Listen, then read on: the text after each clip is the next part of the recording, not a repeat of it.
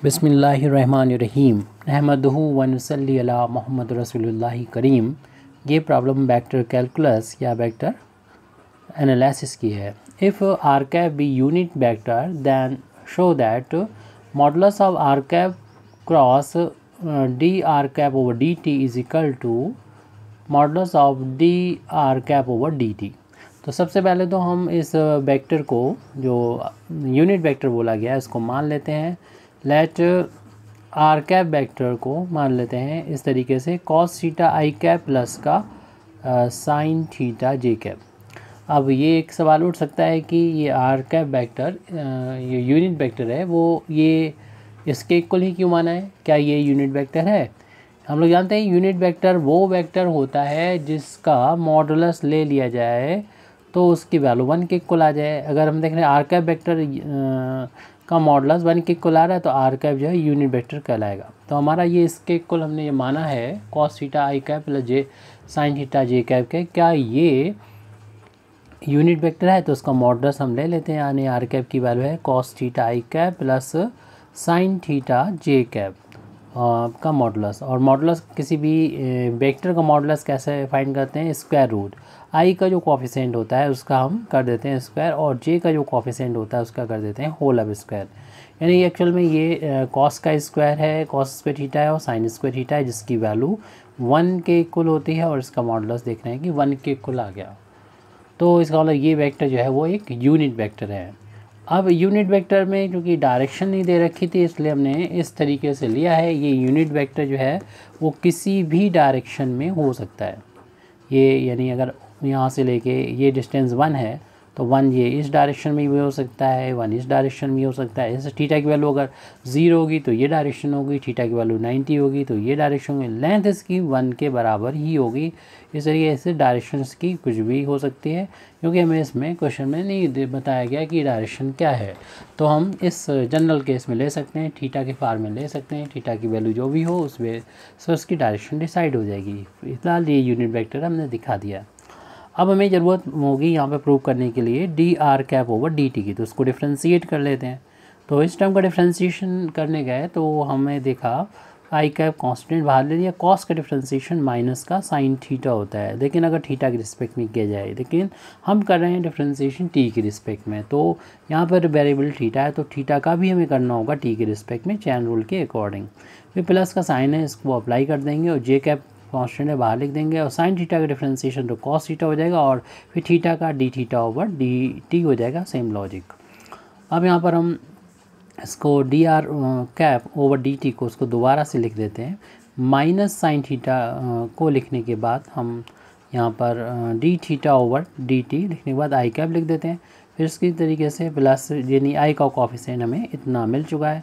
ऐसे जे का कोफिशिएंट दिखा दें, ये cos theta into d theta over D T, ये जे का कोफिशिएंट हो गया। क्योंकि हमें चाहिए प्रूव करना तो लेफ़्ट हैंड साइड चाहिए होगा, और लेफ़्ट हैंड साइड के लिए हमें क्रॉस प्रोडक्ट दोनों का चाहिए होगा।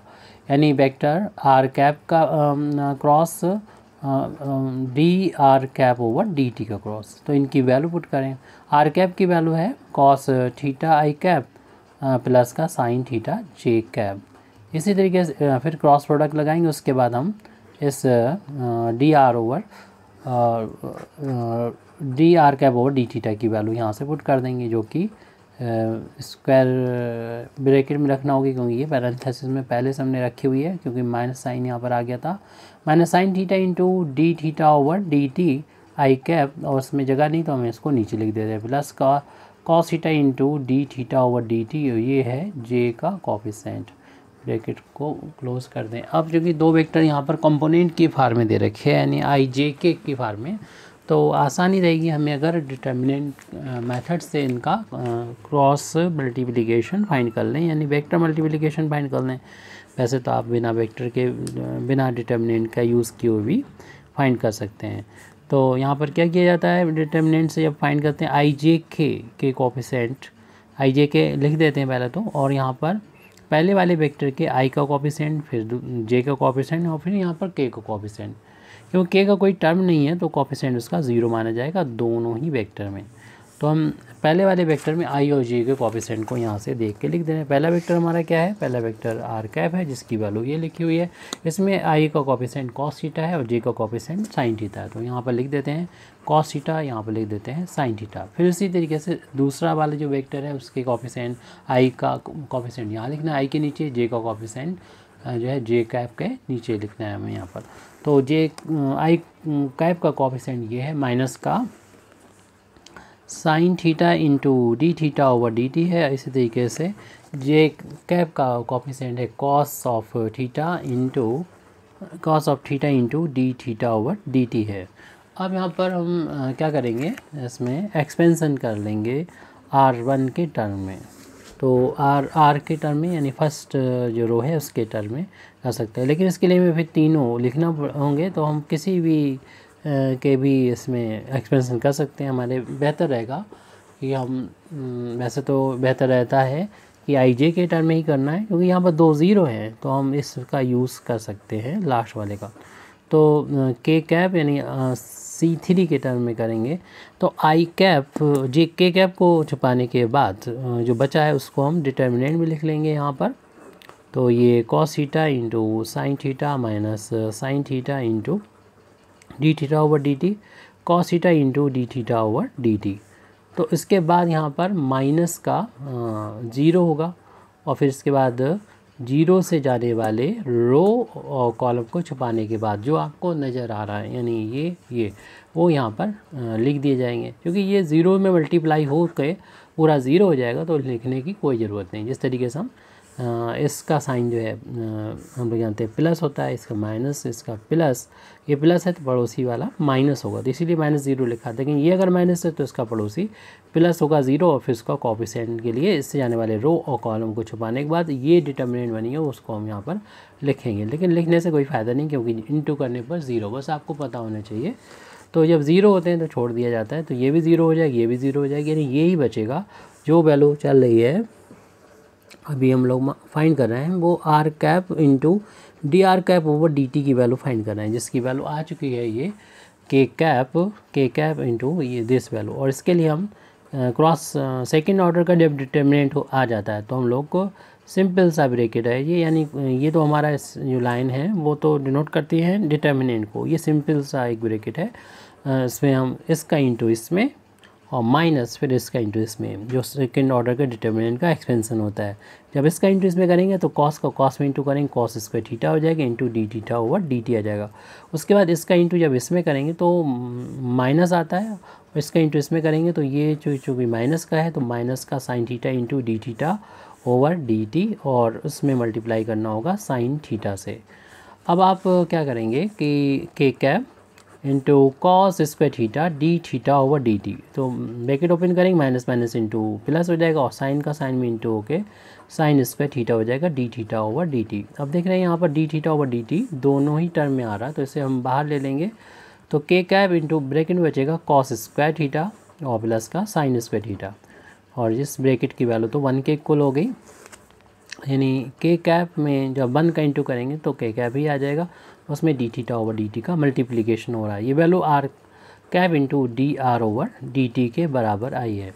अब जो कि हम लेफ्ट हैंड साइड देख रहे हैं उसमें मॉडुलस है इसका, तो दोनों साइड हम अप्लाई कर देंगे modulus R cap cross D R over D T का, यानी मॉडुलस फाइंड हो गया। तो इस तरफ भी हम मॉडुलस जब अप्लाई करेंगे तो जो स्केलर वैल्यू होती हैं वो मॉडुलस से बाहर आ जाती हैं, जैसे कि D theta over D T scalar है बाहर आ जाएगा। वेक्टर मॉडुलस सिर्फ वेक्टर पे ही अप्लाई होगा के कैप, और यूनिट वेक्टर का मॉडुलस के यूनिट वेक्टर होता है इसका मॉडुलस 1 होता है। तो D theta over D T की वैल्यू 1 आ जाएगी, 1 मतलब सॉरी इसके बाद 1 आ जाएगा, 1 का इसमें इंटू करेंगे यही आ जाएगा D R over D T T, क्योंकि के कैप का जो मॉडुलस है वो 1 के इक्वल होता है, ये हम लोगों को पता है, बताने की भी ज़रूरत नहीं है।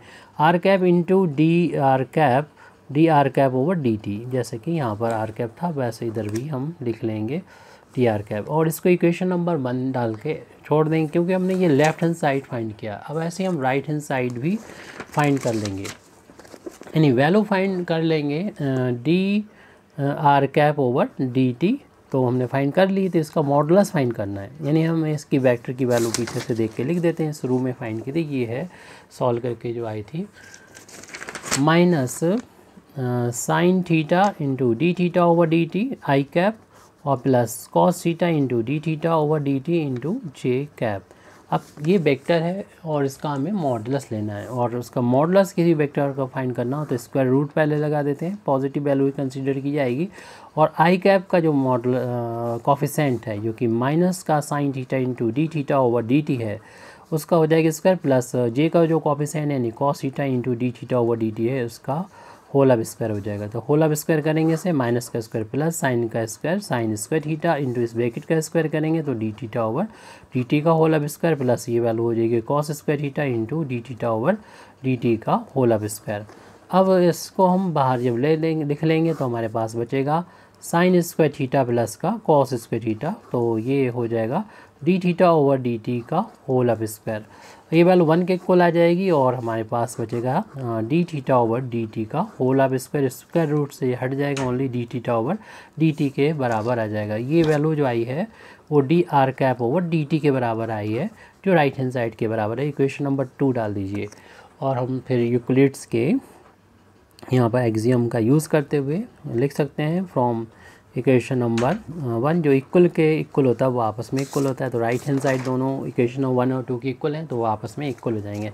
इस तरीके से लेफ्ट हैंड साइड जो है R cap cross D R cap over D T जो होगा वो इक्वल हो जाएगा D R cap over D T. तो इस तरीके हमारा ये प्रॉब्लम प्रूव हो जाती है। Thank you very much indeed for listening me व आखिर दावाना अल्हम्दुलिल्लाहि रब्बिल आलमीन।